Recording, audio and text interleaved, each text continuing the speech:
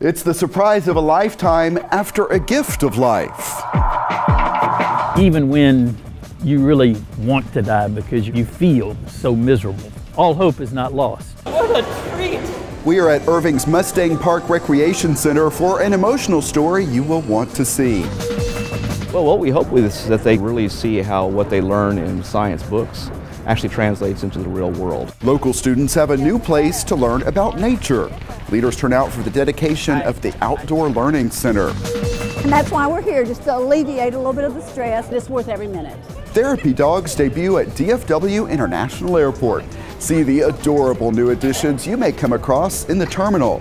Plus the latest place to walk for a great view, what developers are learning about Irving, and the event focusing on construction site safety. This is City Source. A flash mob celebrates a lot more than a birthday.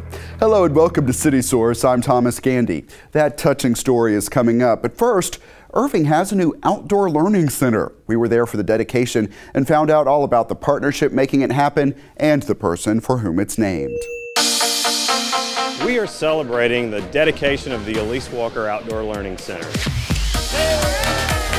I think it's marvelous. I mean, you look at the outdoor facility that all of our Irving ISD students can now use. It's a really great facility. Well, what we hope is that they get an opportunity to really see how what they learn in science books actually translates into the real world. The whole trail system is really, really cool, but there's a great fossil dig area. We tell them, okay, so today you're going to get a chance to be paleontologist. My favorite feature is the amphitheater. Some people have kind of called it the Fred Flintstone amphitheater because as you get out there, what you'll see is that all the seating areas are large rocks.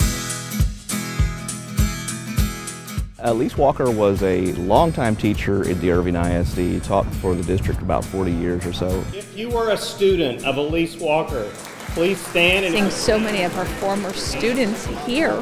You know, former Mayor Marvin Randall, he had her as a teacher. School board president Stephen Jones. Mrs. Walker was my first grade teacher at Brandenburg Elementary School. I mean, think about the leadership skills that she has impacted. She loved us all, she believed in us all, she knew we could all achieve, and we did achieve.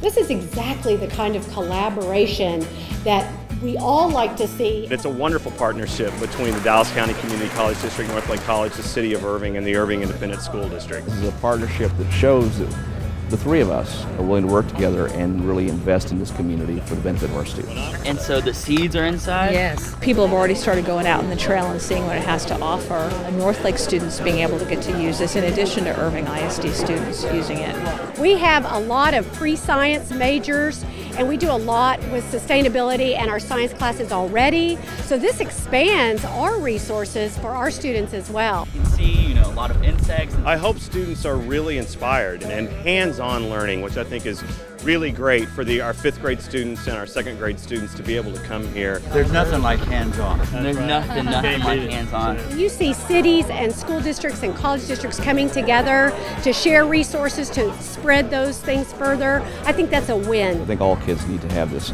wonderful outdoor learning experience. Here are some other facts about that outdoor learning center. The site is 25 acres and is accessible through the parking lot of Jackie Singley Academy on MacArthur Boulevard. Initially, the center will be mostly for 5th graders in the Irving School District, but that is expected to expand. Previously, students had to travel to Louisville to fulfill a curriculum requirement. Here's another place to catch some views of nature along with new development. A new section of the Lake Carolyn Promenade is now open. It features a peninsula that reaches into the lake and passes the Water Street construction site. Right now, it's not connected to the rest of the promenade. To access the rest of it, visitors are advised to use the stairs or ramps on O'Connor Boulevard to cross over. See more of this new addition at the end of the show. And Water Street was one of the projects discussed during a recent economic development tour of Las Colinas. A lot of construction is underway there for people to see. A group of developers had its annual national conference in Dallas this year, and while that was happening, some attendees took time to learn about new projects in Irving. City Source reporter Susan Kamyab has the story. We're glad to have you here in Irving. It's the first stop on an afternoon tour of Las Colinas. These people walking into the Chamber of Commerce are focused on economic development, and they're learning all about the city of Irving. Irving is a community that is built for business. This is the Urban Land Institute, and they're having their annual convention in Dallas. The individuals that come to this conference truly are trendsetters in the industry. It is the largest gathering of real estate developers, architects, brokers, project managers, anything involved with the development of project.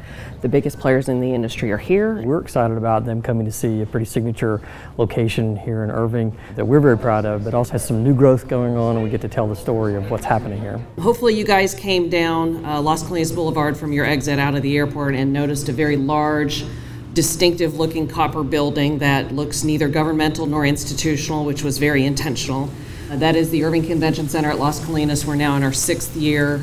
The group is learning about what's already here, such as the convention center and what's to come. We now have construction around us with the Irving Music Factory under construction. The Music Factory will feature an amphitheater with 8,000 seats, along with top restaurants and other entertainment. And on land between the Music Factory and the Irving Convention Center, leaders could soon break ground on a convention center headquarter hotel, which will be a Westin with 350 rooms and meeting space. Headquarter Hotel should break ground in the spring and open in the end of 2018. The entertainment venue, the convention center, have brought a whole new dynamic to Irving and to Las Colinas. We didn't have the entertainment element here, and people had to go somewhere else to get that. What is it going to do? It's going to bring business here that we would not have gotten otherwise. Another stop on the tour? La Cima Club, 26 floors above Williams Square. That vantage point provides the best view of Water Street, which includes waterfront dining, apartments, and more. This will have 60,000 square feet of retail alone. As they see the projects getting underway, they also learn about the potential for even more growth in the future. We are projected to add 86,000 new residents. That is a 27% increase over the next 2 decades. Even though the master plan community of Las Colinas is the focus on this day, leaders say economic issues reach across the city. I want to emphasize, Las Colinas is part of Irving, Texas. We're one. We're on Team Irving. The city's diverse population and proximity to DFW International Airport are touted as selling points. Amenities such as the Irving Art Center help attract visitors and businesses looking for a good quality of life for employees. Putting Irving together as one big community, even though we call ourselves Las Colinas or Valley Ranch or Irving, that it's really all one community, and I think the arts is an incredible way to tie all of that together, to bring the community together and to have one voice. We're still very much a place where business wants to come, and we are welcoming them with open arms. And guests will leave with knowledge and photos in front of the iconic Mustangs at Las Colinas. Economic development leaders hope the experience will help them remember all that they saw and learned here, and that could pay off in the future. We want them to talk about what they saw here in Las Colinas. We have a great story to tell, and they understand us a little bit as it relates to the bigger picture of the Dallas-Fort Worth area. We want to welcome each of your projects home to our community, and we want to work with you. Susan Comyop for City Source. We have related news on this topic later on City Source. Hear from the group focusing on construction site safety.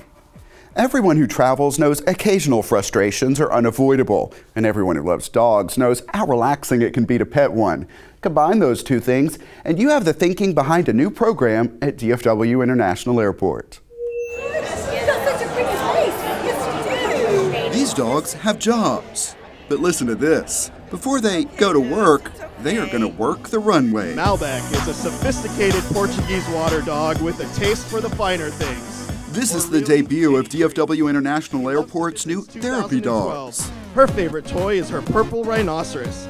The dogs will be in the airport so travelers can interact with them. She's calm and relaxed, but all it takes is a ball to bring out her spunk. We're just visiting people that need a smile or just need some comfort while they're traveling. We know that a lot of our passengers are not experienced travelers, and they're a little anxious when they get to the airport. And this is one way of kind of alleviating some of that anxiety that they may be experiencing. The dogs grab the attention of people passing through Terminal D.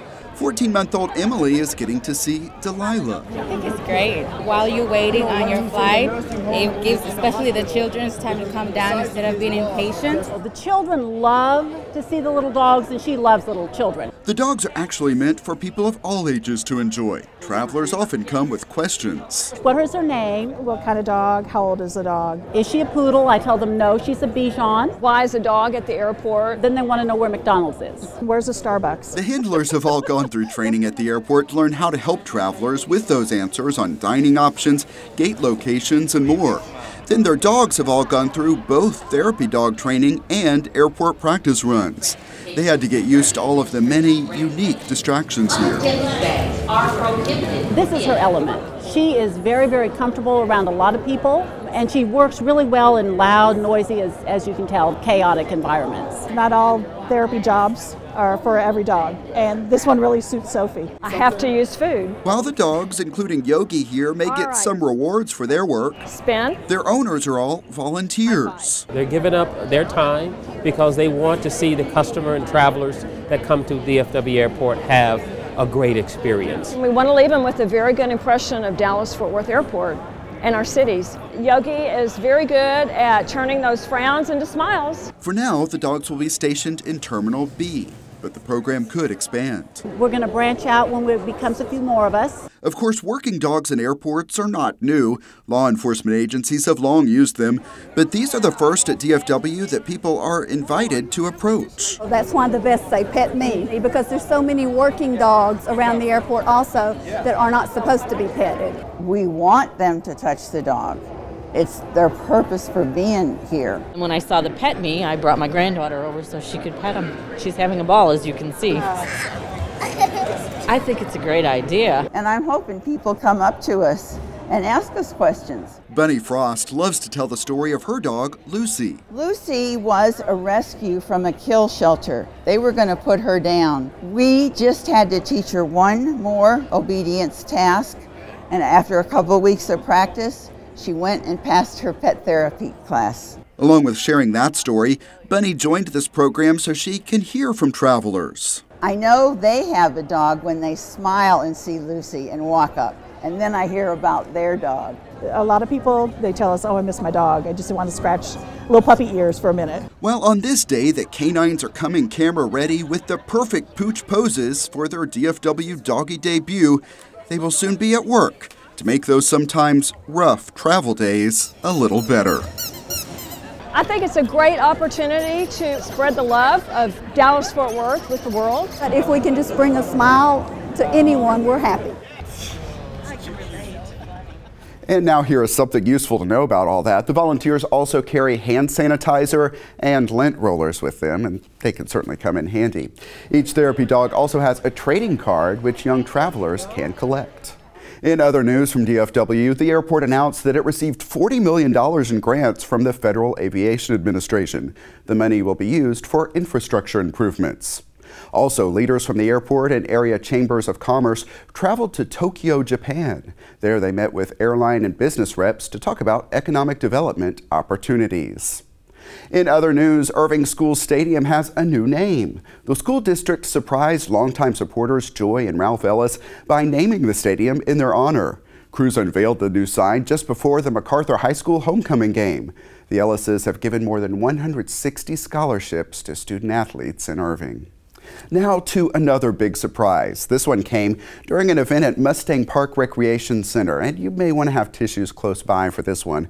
Find out why one man believes now more than ever that it's good to be alive. All right, let's go, yellow! Kids' soccer games outside and a health fair inside make for a busy but somewhat typical Saturday at Mustang Park Recreation Center. All that is about to change. Okay, we're getting ready to start. It's a flash mob for John Skeeter Coleman. He's celebrating his 70th birthday.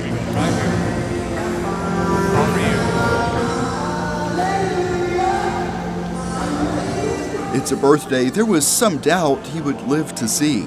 His daughter Kelly from Irving and daughter Allison from Washington, D.C.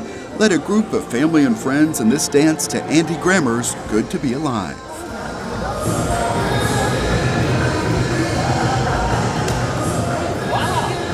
I really, really like Andy Grammer and his music. And you said this is your favorite song? This is my favorite song. Well, it's my favorite song since I had my transplant. It was a heart transplant 1 year ago. This flash mob celebrates that anniversary. Heartiversary, if you will. And his overcoming all of the challenges leading up to it. It is very scary, you know, to know that maybe tomorrow you may not get to see your dad again. There's a lot of waiting, and they had told him that it would probably only be 7 days. So kind of every day after that 7th day, it was like, is it coming, is it coming, is it coming? The level of uncertainty it is scary. When you go from not being able to breathe and not wanting to live, to getting a new heart and realizing that you can now breathe again, that you can live again. This is going to be video number 1 of 3 that I'm going to do. Daughter Kelly knew she wanted to do something special. She started with a YouTube video to family and friends so people could start learning the moves. Then she made props and came up with the cover story. They're telling my dad that they have a nurse here that's one of their friends. And he actually sent me a text maybe like 2 or 3 minutes ago saying, hey, I'm looking forward to seeing you after work today. And I told him I'm working. It's like, okay, yeah, little do you know. They all arrived early to practice more. So I'm actually a little bit anxious, I'm not gonna lie, but I'm really excited for my dad. It's good to be alive right about now. He has absolutely no idea. I flew in from DC, so he has no idea that I'm here, and obviously he doesn't know that any of these people here. They should be here like now. Moving inside, eyes are on the door, fingers ready to press play. And as soon as they see him, they move on to the floor. You can tell Skeeter isn't so sure what's going on at first. Who are these people? What are they doing? I'm going, I like the music and everybody seems to be having a good time, so let's just go for it. All the worry that I had before of it pulling off just went right out the window, and I was just happy to see him. I was just really trying to focus on the moves and not get too emotional. I'm so relieved and just excited that we pulled it all off. What a treat! When it's over, there are hugs all around. What'd you think of that? Well, I didn't know what was going on at first, and then I'm looking around like, there's my daughter Allison, she's from DC area. What is she doing down here? All these people, it was like, and the old heart's just going away, but it's going strong, you know, it's going strong. Happy birthday to you. The celebration moves outside and includes some reflection on the past. It was kind of nip and tuck, you know. When you're in the hospital and the priest comes in and he says, well, I'm here to give you the last rites. And he's like, well, I wasn't planning on going anywhere today. I think the biggest thing is to realize even when you think you're going to die, even when you really want to die because you feel so miserable, physically and mentally, you just feel so miserable. All hope is not lost. Life, then you've got new friends and you've got hope. Continue to surround yourself with positive people. Continue to do good for other people. He recognizes the good his heart donor did for him. So to Paul and his family, here's to you. And now he's working to pay it forward. My goal is to get as many people as possible to donate not only their heart, but their liver, their kidneys, their lungs, their intestines. So many things that can be used to keep other people, such as myself, alive so that we can continue to do good things throughout the world. And on this day, he's loving the positive things these people did for him, putting their love in motion. To go to all this effort to generate all this positive energy with all these people, I'm still shaking, and that's not the medicine. My dad has come a really long way in a year. A year ago today, you know, I mean, we didn't think he would still be here. So to be able to give him that moment and that just excitement in life was huge. This has been an irreplaceable moment. Nobody can top this. Nobody can top this. It's just great. Yeah, great that they shared their story with us. And in another touching moment, Skeeter Coleman visited the family of his heart donor and let them listen to his heartbeat. That is a good one to share with your friends. Find the link on our YouTube channel, youtube.com/the City of Irving, and post it to your own Facebook timeline or Twitter feed. Dallas County Health and Human Services is offering free flu shots for uninsured and low-income residents. The department says it is important to get immunized because 19 adults in Dallas County died from the flu during the last flu season. Already this year, several people have been hospitalized. The adult immunization clinic is located at 2377 North Stemmons Freeway in Dallas. No appointment is needed. Children can go to any Dallas County immunization clinic, including one in Irving. It's at 440 South Nursery Road. All clinics are open weekdays from 8 until 4. With all of the construction around Irving, safety is a top priority, and it was the focus of a first-time event at the Irving Convention Center. Take a look. It's a great view. The team at the Irving Convention and Visitors Bureau checks the construction progress at the Music Factory. Oh, every day. And from this vantage point at the Convention Center, you can see some of the features taking shape. You can see part of the pavilion, part of the office structure. Then move in for a closer look and you will see what many people overlook. The hard hats, the vests, and more. The concrete being poured and how that concrete's reinforced and how workers do that safely. That's what the guests at the Convention Center are more likely to notice. This is OSHA's first ever Construction Safety and Health Conference. This past year we had over 800 fatalities across the country, so our main focus is making sure those workers that are working every day get to go home at the end of the day to their loved ones and that they have a safe and healthy work environment while they're at work. Sessions upstairs take on the big topics. One of the main focuses, and it is the leading cause of death in the construction industry, is falls from elevation. And the exhibit hall downstairs showcases products. We have gloves ranging from what we call light duty to medium duty. We have our hard hat, our safety glasses. People we talk to know a lot of stories about the dangers of construction. Hear them, see them personally. 2 weeks ago, a couple of guys that at one time worked for me was killed on the site because somebody went to sleep going through a construction area. So for them, this is about more than business. A lot of times our presence in a company is a result of people having injuries. Well, we had an injury doing this. We never had that. What can we use that we can do this job with, but also protect our hands with? So that's a lot of times we get called out for that. There's a lot of coordination and safety and health provisions that go into planning that and making sure everyone gets to go home safe at the end of the day. On buildings and on roads, construction is booming. North Texas, Texas in general, is a very busy area right now when it comes to construction. DFW Light and Barricade says one of its clients is the Music Factory construction team. And the barricades it rents to them and highway crews actually help more than the workers on site. We've got to keep us safe, y'all safe, the whole world safe. So yes, it's very important. The push for safety is leading to that business for a local company and a successful conference here at the Irving Convention Center. We have 24 states represented here at the conference, as well as 3 countries. This type of event is exactly what this convention center was built for. It is a 4-day event with 500 people utilizing almost every portion of the center. With the focus on safety, the projects underway in the Urban Center and those still to come. And this whole area right here is reserved for our headquarter hotel. Can proceed with everyone working on them able to enjoy them when they open. We're very enthusiastic about it. Also of note, OSHA has a training institute at the University of Texas at Arlington. Now this is always a fun one. Check it out. The city and school district team up to recognize the school that recycles the most paper each year.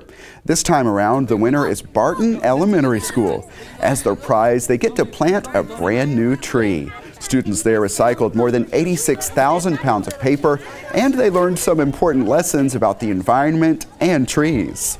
The teacher said we're gonna help it grow and we're not gonna let anybody cut it down. So the trees are actually really good for our life because those are the ones who clean the air. Well, my dad told me in Canada some trees can actually make maple syrup. We've had a green team for several years, but I don't think they really understood the impact of what they were doing. And for the city to honor their recycling efforts with the gift of a tree here at Arbor Day, it's pretty amazing. The school also got recognition during a city council meeting. Look for more of this story on our YouTube channel. That's youtube.com/The City of Irving. The theme for this year's holiday parade is Christmas Tales and Toys. It's part of the holiday extravaganza, which takes place on Saturday, December 3rd. It starts with a parade through the Heritage District at 4 p.m. and is followed by a tree lighting near City Hall. It will feature fireworks and other entertainment. For groups wanting to participate in the parade, this is the time to sign up. Floats, decorated vehicles, and walking groups are all part of the parade. Forms are available now at cityofirving.org/parks. They are due on November 25th. Again, the holiday extravaganza is December 3rd. Time now for our Pets of the Week. JP Zavala is at the Animal Care Campus. We're at the Animal Care Campus with Marissa. And Marissa, who's this friendly guy here? This friendly little guy is Nico. Nico, now tell me a little bit about him. Well, he's a giant schnauzer mix, and he's 3 years old. 3 years old, and you know, he seems really friendly right here. He's just, you know, calm and playful. What kind of a family setting would be best for Nico? Good family. Anybody that loves a lovable dog, friendly, he's your guy. All right, Marissa, and this is Trinity, right? She is very loving. Yeah, I see that. First thing she did when sitting here was just lay down on her back. She seems to be really calm and really loving. How old did you say Trinity was? 1.5 years. And this is? Blossom. Blossom. Now, Blossom is how old? She's 5 years old. She's a terrier mix, and she loves to play. Really friendly, and said she's a little bit shy, but she's really friendly, right? Yeah, she's shy at first, but let her get to know you. She's really friendly. The month of November is a big month for senior pets because adoptions are going to be free, right? Right. All November, 5 years and older, senior pets are free. To find all these senior pets a lovable home where they can, you know, be cherished, right? Right. Because who wouldn't want a senior pet? I would. All right, Marissa, thanks a lot. And back to you, Thomas.